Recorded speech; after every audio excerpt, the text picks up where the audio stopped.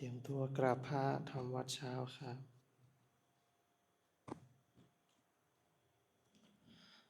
ทั้งหมดกราบพระพร้อมกันครับกราบกราบกราบกราบบารมีธรรมพ่อแม่ครูบาอาจารย์ครับ ทั้งหมดกล่าวคำบูชาพระรัตนตรัยพร้อมกันครับ อิมินาสการนะพุทธังอภิปูชยามะอิมินาสการนะธัมมังอภิปูชยามะอิมินาสการนะสังฆังอภิปูชยามะอะระหังสัมมาสัมพุทโธภควาพุทธังภควันตังอภิวาเทมิ สวากขาโตภควตาธัมโมธัมมังนามัสสามิสุปฏิปันโนภควโตสาวกสังโฆสังฆังนะมามิ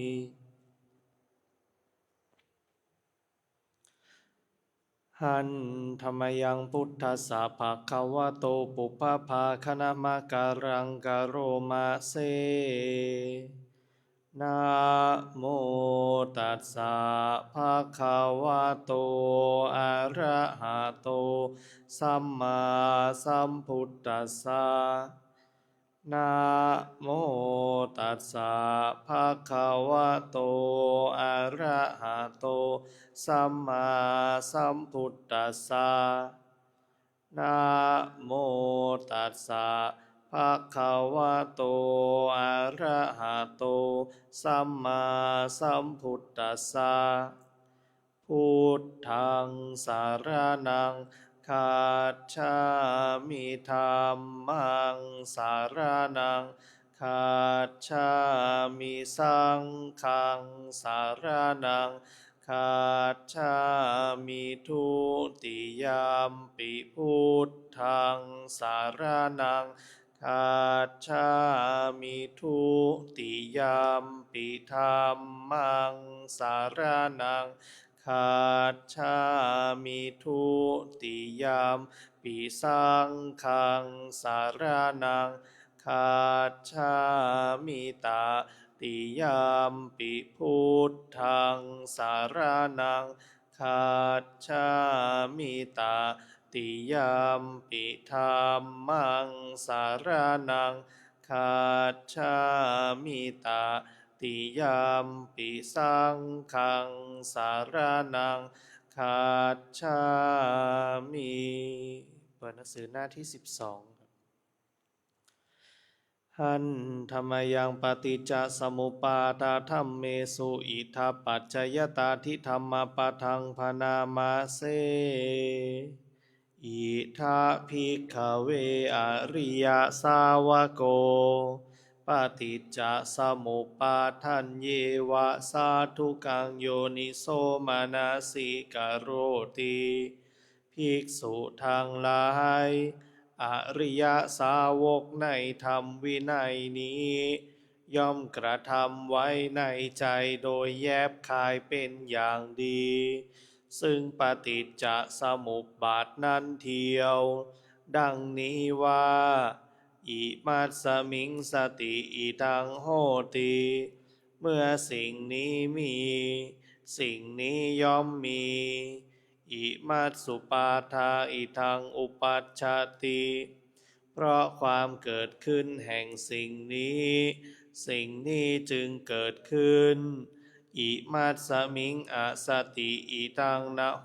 ติเมื่อสิ่งนี้ไม่มีสิ่งนี้ย่อมไม่มีอิมัสสนิโรธาอิทังนิรุจฉาติเพราะความดับไปแห่งสิ่งนี้สิ่งนี้จึงดับไปยะทิทังได้แก่สิ่งเหล่านี้คืออวิชชาปัจจยาสังขาราเพราะมีอวิชชาเป็นปัจจัยจึงมีสังขารทั้งหลายสังขารปัจจยาวิญญาณังเพราะมีสังขารเป็นปัจจัยจึงมีวิญญาณวิญญาณปัจจยานามรูปังเพราะมีวิญญาณเป็นปัจจัยจึงมีนามรูป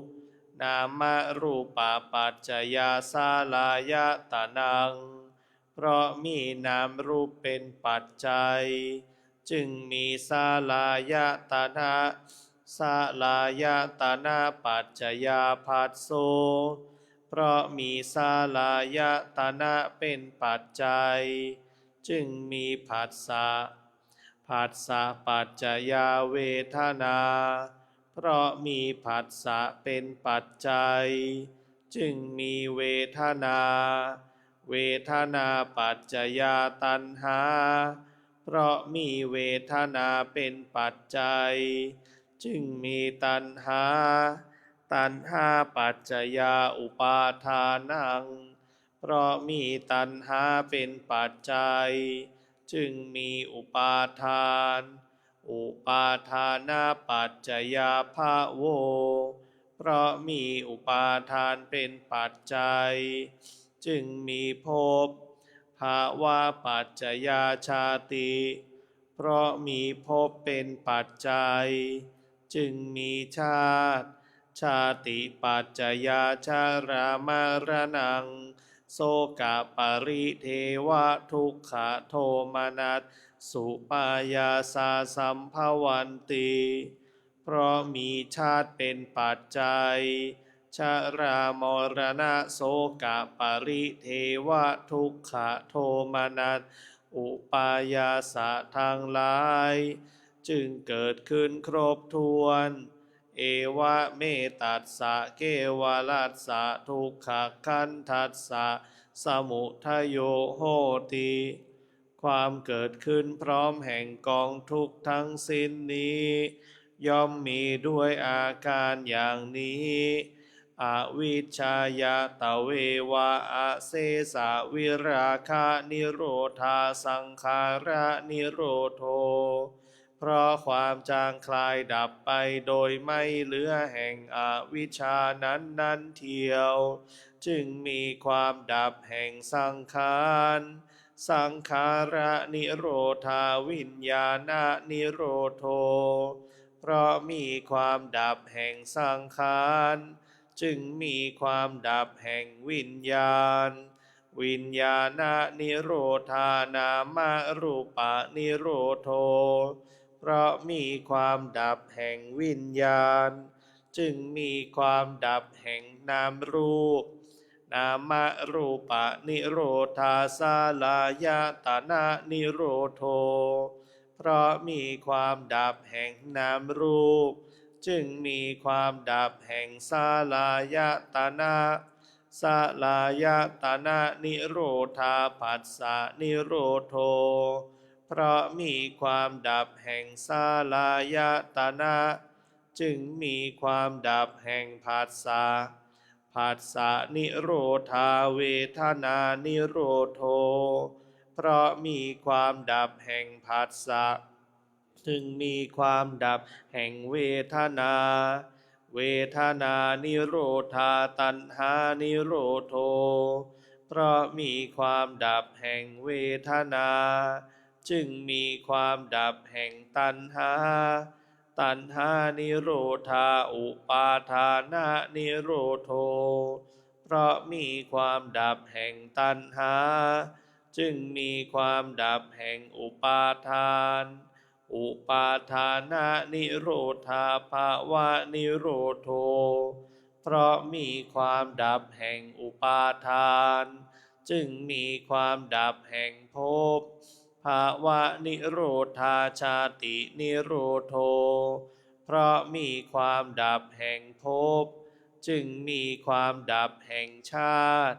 ชาตินิโรธาชารามรณังโสกะปริเทวะทุกขโทมนัสสุปายาสานิรุชชันติเพราะมีความดับแห่งชาตินั้นแลชารามรณะโสกะปริเทวะทุกขโทมนัสอุปายาสะทางหลายจึงดับสิ้นเอวะเมตัสสะเกวลัสสะทุกขคันทัสสะนิโรโธโหติติความดับลงแห่งกองทุกข์ทั้งสิ้นนี้ย่อมมีด้วยอาการอย่างนี้ดังนี้สำหรับการสวดมนต์สาธยายธรรมในช่วงเช้าไว้แต่เพียงเท่านี้ลำดับต่อไปเราจะได้เปลี่ยนอิริยาบถเป็นการเดินจงกรมครับ